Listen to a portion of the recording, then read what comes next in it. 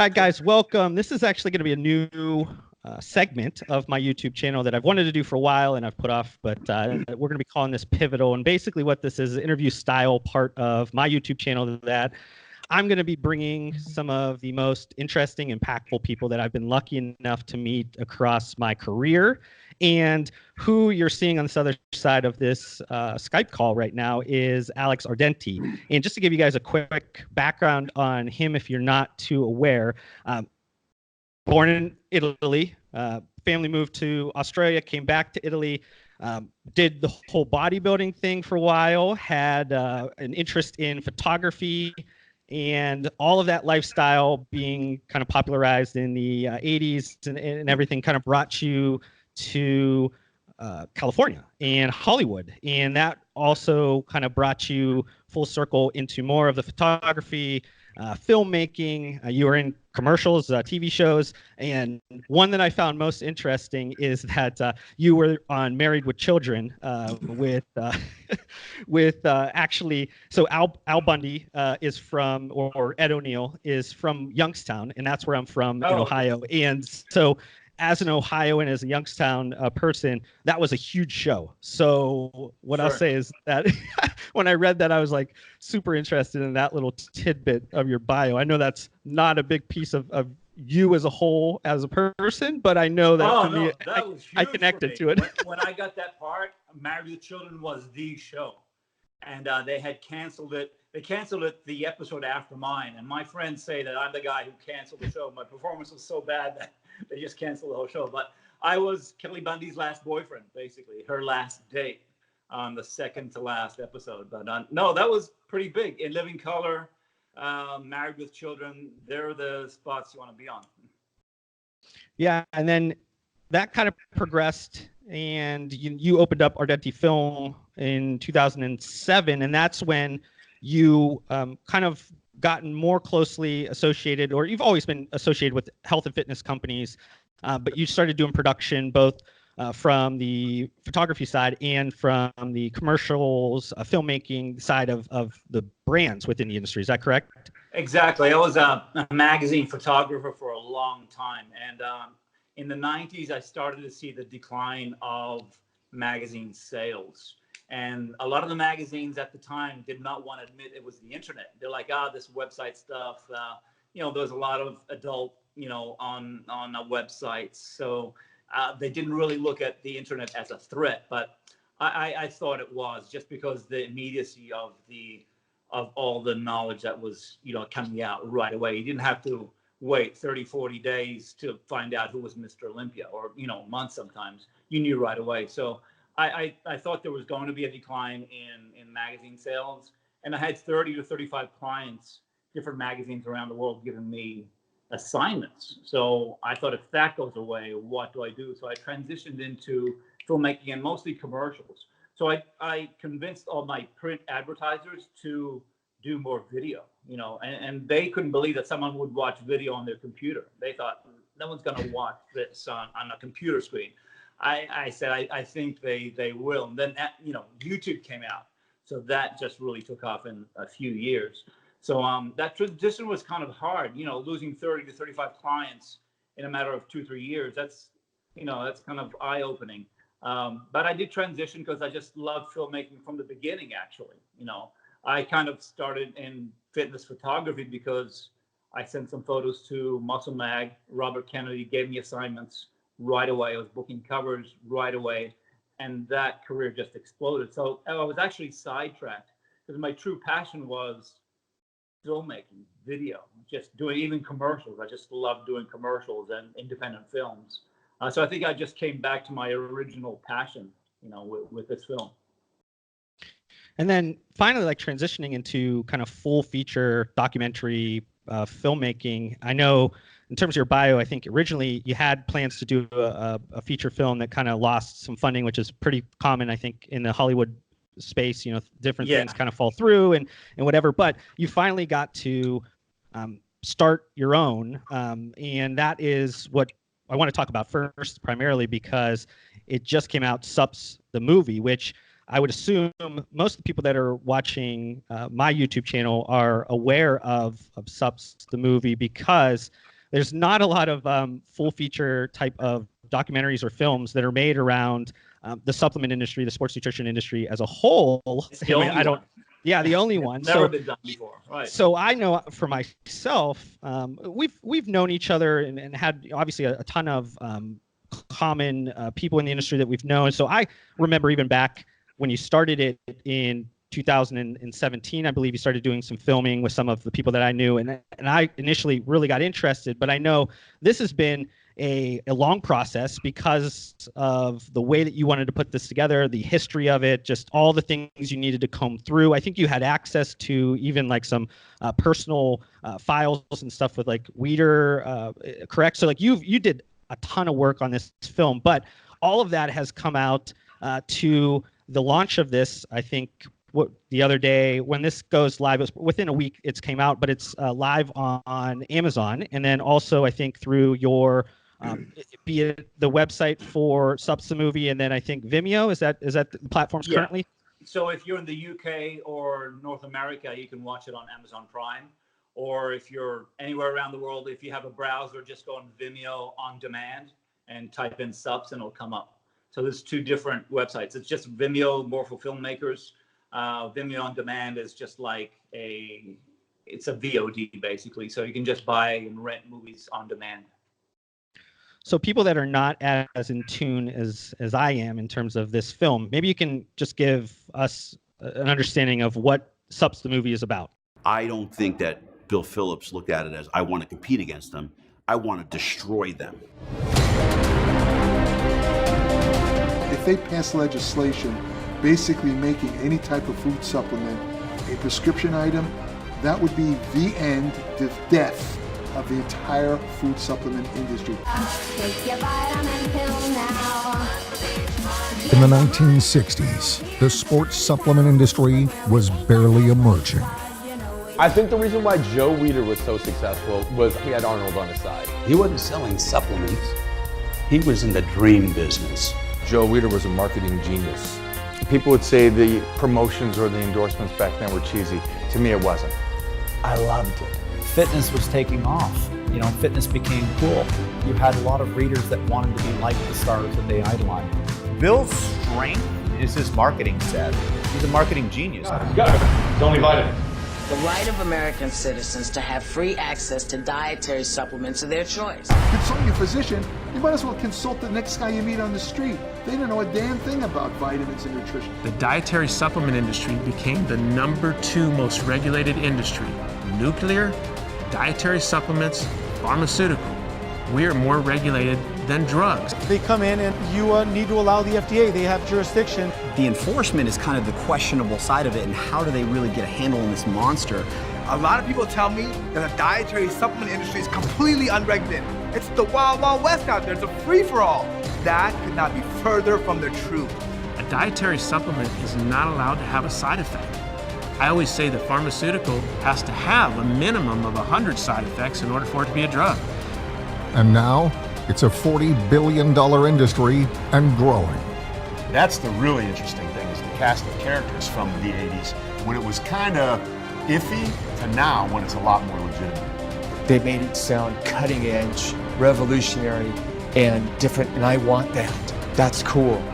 We are in this industry to improve our health. It's not just a vanity project here. We're working on our lifeline. We eat a certain way to improve our health. We train a certain way to improve our health. Supplements are just that. They supplement your work, your graft, your nutrition. They demonize dietary supplements, but they say all you need is real food. Well, what's a real food? They pump you up and get you hard, stronger, faster, bigger. Doc, I want to take this weight gain. I want to take this pre-workout. No way. That stuff, we don't know what's in that. It could be, no way. I'm not going to give you, it's going to kill the industry, bottom line. So I must have drank so much protein powder from age 15 to 18 that my head was going to explode. I believed in metrics so much that I would probably punch somebody in the face if they tried to take it away from me. Sure, it's the first feature documentary on the origins and evolution of the sports supplement industry. And I purposely made it about the sports supplement industry because there are documentaries out there about vitamins and what's good and what's bad, and vitamin C and everything else. But there's nothing that has been done yet on the sports supplements. I'm talking creatine, pre-workouts. There was an origin of this, and it started in bodybuilding. It didn't start with tennis players or swimmers. It started in the gym. The sports supplement industry started in the gym, and it started with Rio Blair, really. Rio Blair was the first guy to take Ovaltine and say, I'm going to repackage this and sell it to my athletes and celebrities that I train. And this was 1950s onto the 1960s. Joe Weider saw this and saw how much, athletes were just gravitating towards these products. And he really launched, the sports supplement industry. Now, of course, there was Hoffman that was competing with him. There was Dan Lurie on the East Coast that also was competing. But Joe Weider really originated the industry as we know it. That's not my opinion. That's just fact. And the reason why it took so long is I wanted to get the chronology and all the information history correct. I can't have a mistake saying this brand became before this. I just can't have that. So I just wanted to make sure. And actually, Weider Publications was so gracious. They opened their archives, which are 10 minutes from my house, and I didn't know existed. And they were pointing out things that never made the magazine. I'm talking slides from Artie Zeller's camera, negatives that haven't been, printed yet, and just shots of Arnold that I don't think Arnold has seen it. Just like crazy stuff of Serge Oliva drinking shakes in Joe Weider's backyard. I mean, I was just like, I totally geeked out over all that stuff. So a lot of it made it into the movie, and I have to thank Weider for that. Yeah, I think, somebody like myself, I've been in the industry now for over a decade, and a lot of people maybe don't believe that because I think I'm a lot younger, but I think it's a lot of us that, especially sports nutrition, has really blossomed in the last, probably 10 to 15 years in terms of like popularity and just more into the mainstream, public and everything.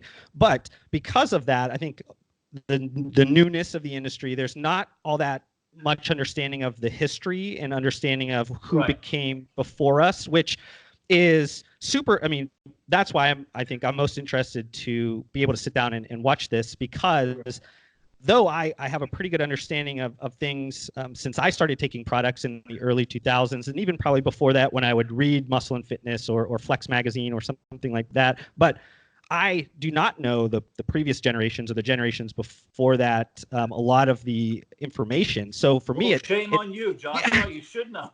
I know, and I think it's going to complete the picture for me, because I think a lot of times history ends up not necessarily maybe repeating itself, but it harmonizes across the and there's things that probably happened early on that makes a lot more sense about why the industry is how it is today. So I'm excited to just be able to pull some of those type of references, because just a lot of times that it's not your fault, because back in the day when we had magazines, we'd buy past issues of magazines. When I started buying American magazines in Italy at 12, that was 1975. I bought all the magazines from the 60s. I'd call up the magazine editorial offices and say, hey, do you have the back issues? So I had all that. I knew the history from Steve Reeves on. Now you can't do that. A blog is here today, might be gone tomorrow. So you don't have that historical reference. Again, that's why I wanted to make this movie. At least you can see in 2 hours where did it all begin, and who did what. When did creatine come in? Creatine didn't always exist, and it's not your fault. I know you're very young, but I interviewed one friend of mine who is he's a great expert, but he did not know who Bill Phillips was. I think that's important that they know that Bill Phillips, he didn't invent creatine, but he was the one that really understood the importance of it, the benefit of it, and he brought it to the North American market, even though it was, it existed in Europe and Eastern Europe and the UK, but he really brought it to America. So I think it's important to know, if you're making a documentary on the automobile history and especially sports cars, you have to talk about the first Ferrari, right? Or how did Lamborghini start, and what were the rivalries, and who was the guy behind Ferrari? What was he like, and why did he do that? It wasn't probably not for money. He had a different passion, pushing himself. And a lot of these CEOs, Joe Weider, Bill Phillips, they were motivated, sure, by money, but I don't think that was the main objective. They just wanted to create. I think they looked at it as like a new frontier, and I want to be the guy who goes out there and creates new things. I kind of got that impression just by looking at all the chronology of the industry. Now there's, we've been talking about the kind of historical piece of this, but this does head up into closer to current date, right? So it's kind of part history, part, historical documentary, but also part, you acted kind of as a journalist in a way and brought light to some of the things that are happening today with some of the people that are, kind of contemporaries of me or, whatever, that are in the industry as well, that are still actively, out there in the industry, be it brands or experts or whatever. Is that correct? Not too much, just because after maybe 2005, there are just so many brands, and I wanted to concentrate more on the legacy brands because their story really hasn't been told.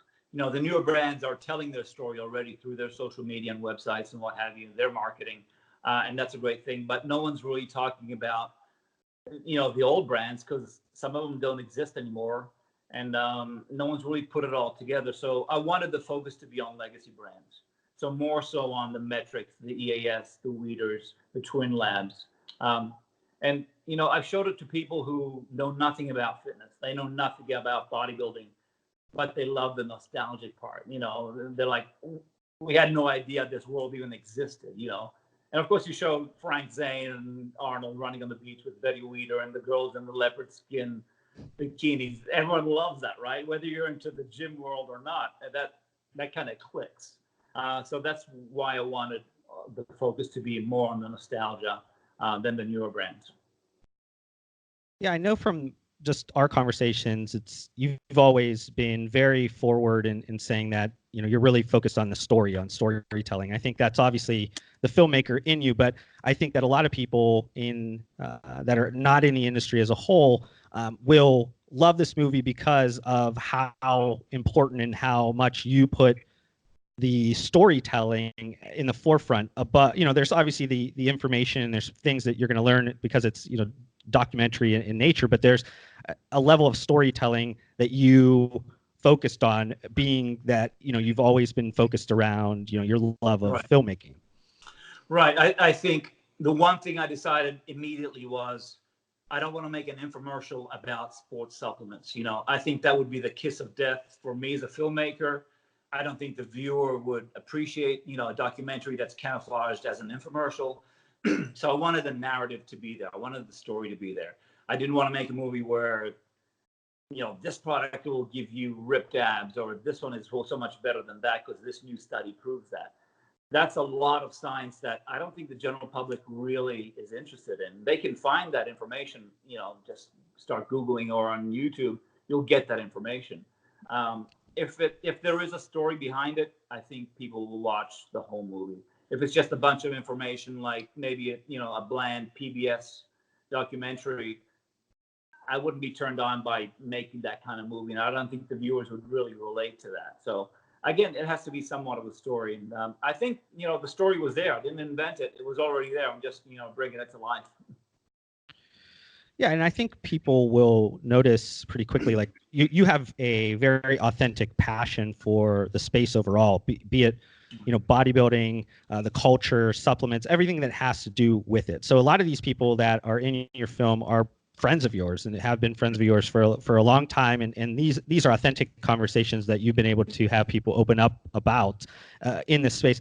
Now I want to pivot a little bit and ask a question, just because because of how historical this is, and a lot around, I use the term legacy brands a lot in my channel, and because of that, a lot of my followers. Yeah, a lot of my followers are probably super interested in that piece of it. But because you spent all that time really investing in some of these legacy brands, be it EAS or Twin Lab or even like Weeder products and things like that, and a lot of them now at this point are either out of business, and this is very recent, have kind of gotten out of business. Do you feel something for those brands because of now you knowing so much and being so attached to them because of the film? It brings me to tears. It really does. It's like Ferrari just selling to a Chinese company, and then the Chinese company saying, well, it's not making that much money, let's shut it down. They have the right, they own it, but it would be a crying shame. And that's, I feel really sad about it, you know, and I think it's because it became so big and so corporate that when a bean counter starts, you know, looking at the numbers, and if it doesn't make sense, they're just going to chop it off. And that's exactly what's happened. You know, it's happening time and time again. They don't owe our culture anything. I mean, they're business people. I get that. It's just a shame. I wish, you know, somebody with a passion and a lot more money than me just comes in and just revitalizes them. I think if you tell the story, if you tell the story of where this brand came from and showing that you have innovation, that would be golden. People would love that. It's like Kellogg's cornflakes. I mean, how many cereal brands are there? I mean, you go down the aisle, there's hundreds of them, right? Yet Kellogg's cornflakes is still there. There's got to be a reason why people keep buying that. If it didn't sell, it wouldn't be there, right? So imagine the Kellogg's cornflakes coming out with something completely new. So you have this history just cemented in the past with, you know, just being, like you said, a legacy brand, but bringing innovation. I think that would be an amazing brand that old timers like me would love. New guys would, you know, explore. I'd love to see that, but you know, business is business, and you know a lot more about that aspect than I do.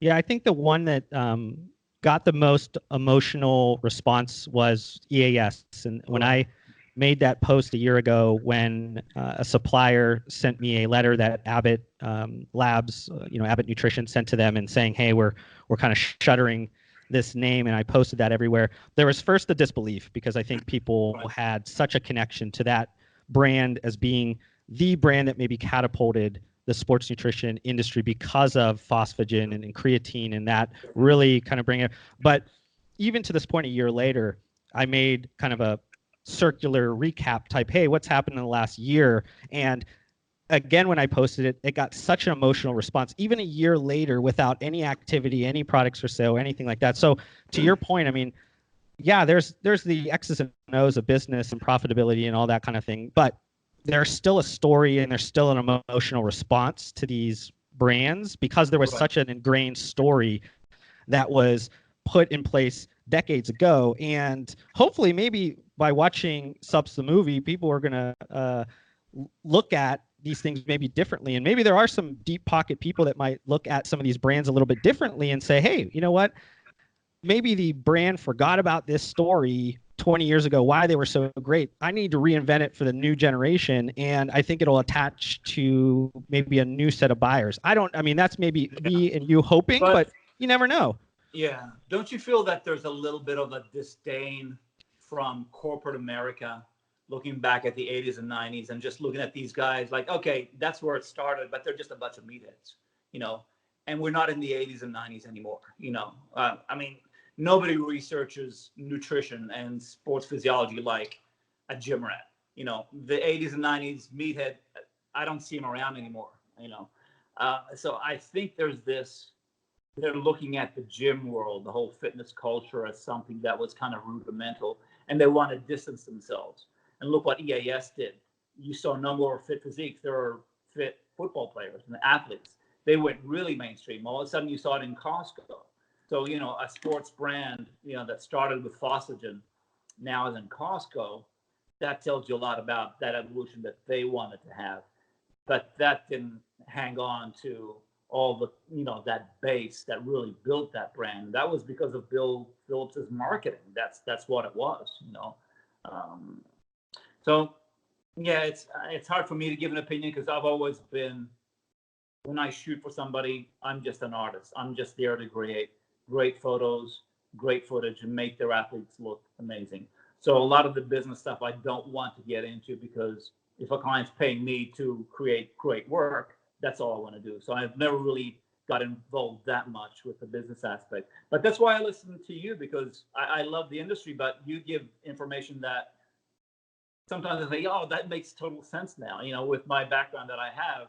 So it's fascinating that you're watching the industry so well, meticulously. I think you're a huge boon to the industry, and I'm just going to say thank you for that. Well, I appreciate that. Coming from somebody like you, it means a lot.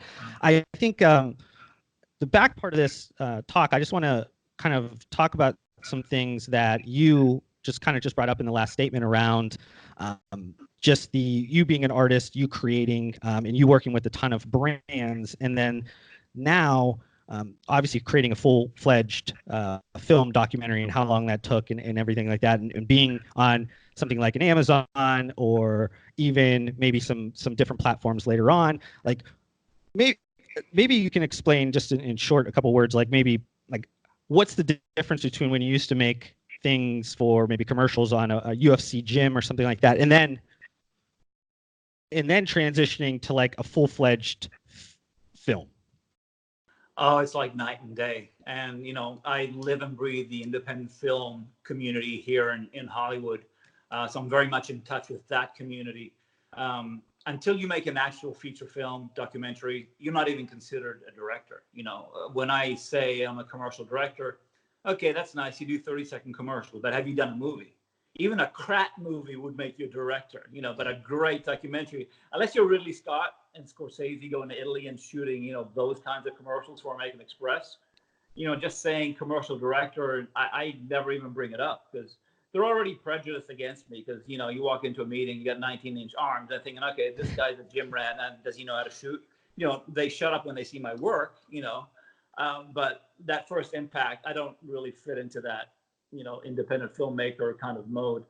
Well, what was the question? I think I got sidetracked there. Oh, the difference between, it was night and day. Just until you make something with a long narrative. For me, it was kind of difficult because I'm used to telling a story in 30 seconds, 60 seconds. And that's difficult too, but I just have it down. I've done it so many times that I often just send the client the script. The supplement company might ask me, okay, we got this new product. I want a cool commercial. I brainstorm and I come up, sometimes in half an hour, I've got 2 or 3 different storylines just because, I love doing it and it comes naturally to me. To make a feature film, that's different. That's why I relied on the history that already existed to make the narrative. But it was pretty difficult. It would have, if I had a co-producer that funded everything or a distribution company just advancing the money, it would have gone a lot quicker. Instead of a year and a half, I could have done it in 3 months. But I had to do it in between jobs. I got 3 kids to support, they're getting big and I got to think about college money. So I can't play, independent film director all day long because Daddy has to do the photo shoot, to pay the mortgage. That's the reality of filmmaking. So it could have gone a lot quicker. I had to do it in between jobs, but it's finally done. I'm glad I started it. I'm glad I finished it too.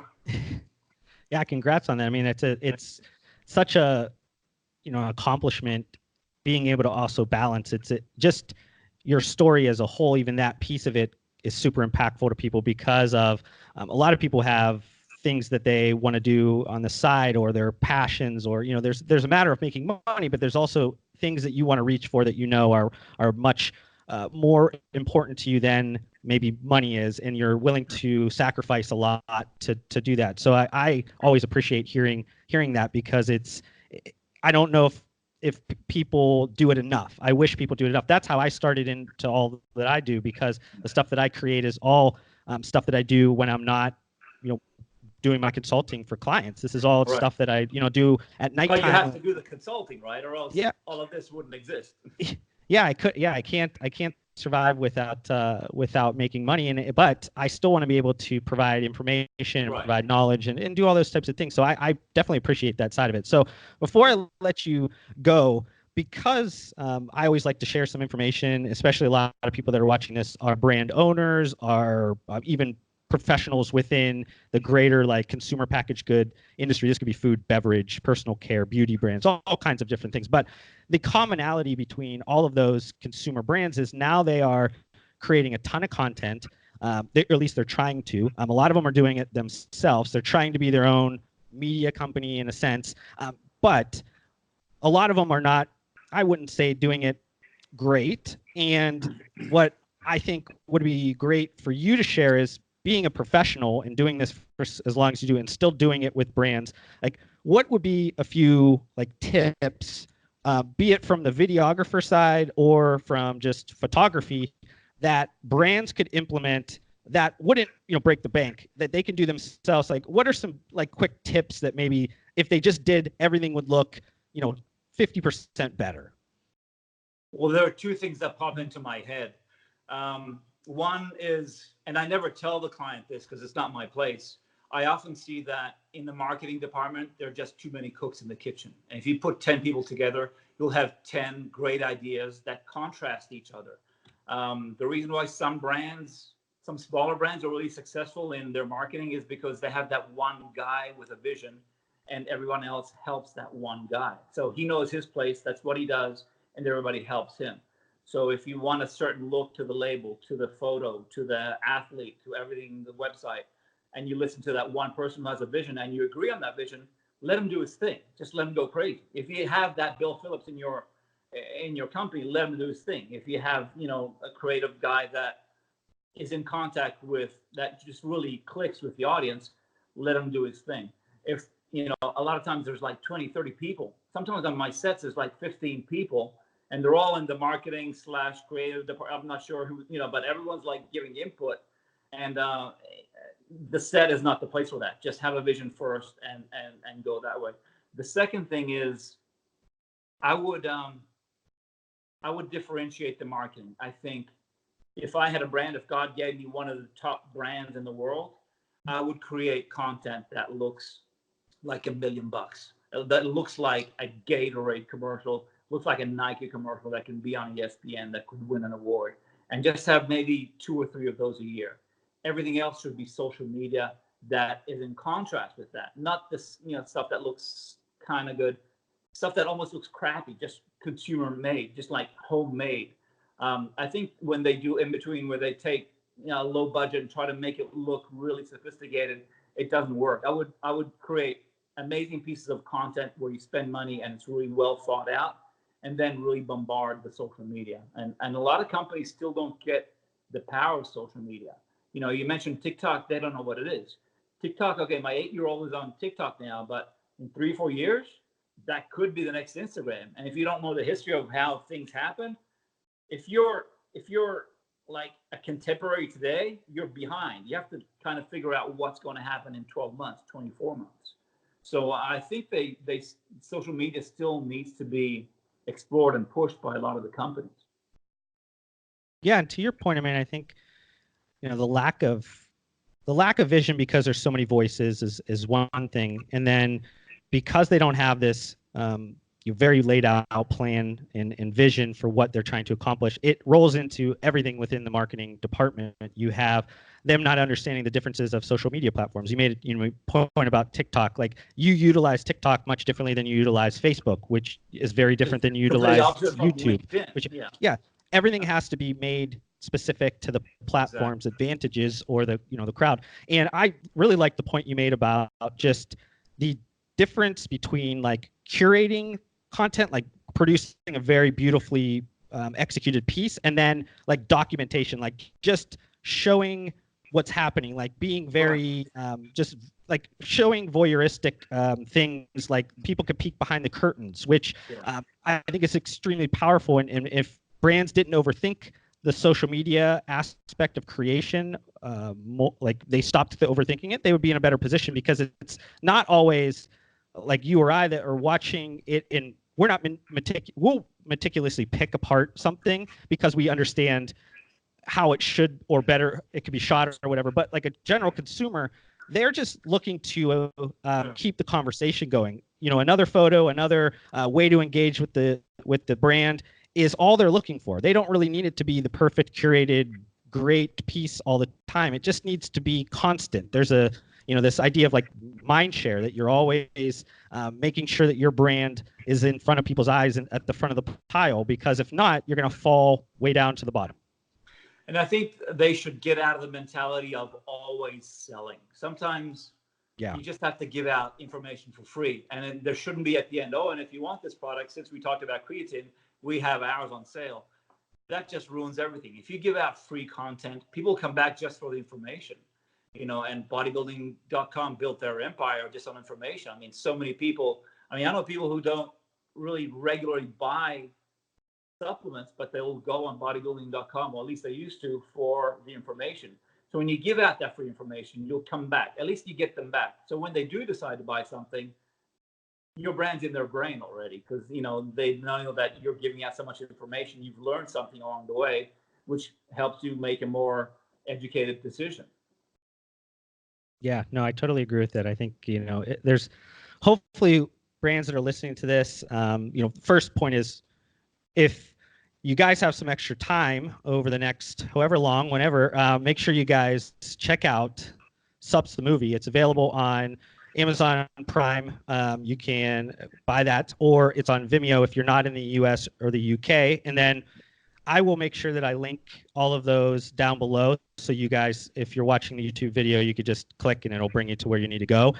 If you guys want to maybe even work with Alex, if you have something that maybe you guys want to work on together, I'll make sure that I also put his contact down below, and you guys can interface with him, and maybe it could help your brand. I mean, I know he has a lot of creative juices flowing all the time, so it's just a matter of him getting his, being able to put some of his creative vision towards things. I've seen a lot of his work, and they're very impressive. So it's one of those things that if you guys have that in your space, if budget-wise, feel free to do it. But I want to make sure that everybody does go and check out SUPPS the movie, even if you're just reading some of the bio around it, the reasoning around it. Just try to get information around it. I know you're also going to be doing, Alex, I don't know exactly when they're going to start coming out, but you're also going to do some shorts, YouTube type of content around SUPPS the movie, that I think is going to bring it more towards maybe the current time. So even that, this is going to be a big ecosystem of just the film name, and you're going to be, if you're into this world, this is going to be something to pay attention to, because it's not just going to be this one film and it's done. There's going to be a ton of other things that are going to come out. So hopefully that everybody will check some of that out, or just check out Alex if this is the first time you've ever seen his smiling face, and maybe you could check out an old episode of Married with Children, and maybe that'll bring back some memories as well. But thank you, Alex. I appreciate your time. Thank you very much. It's been an honor. Thank you. Thank you so much for watching this video. If you want to help support me, make sure you guys hit that thumbs up button on this video. If this is the first time you've been introduced to my videos, would love for you guys to be a part of my community by subscribing to my channel. I upload several videos just like this weekly. And if you guys want to connect further outside of this platform, I do include all of my social media links down below. I just want to thank you guys again for your time. Hopefully I gave you value in return, and we'll see you guys on the next video.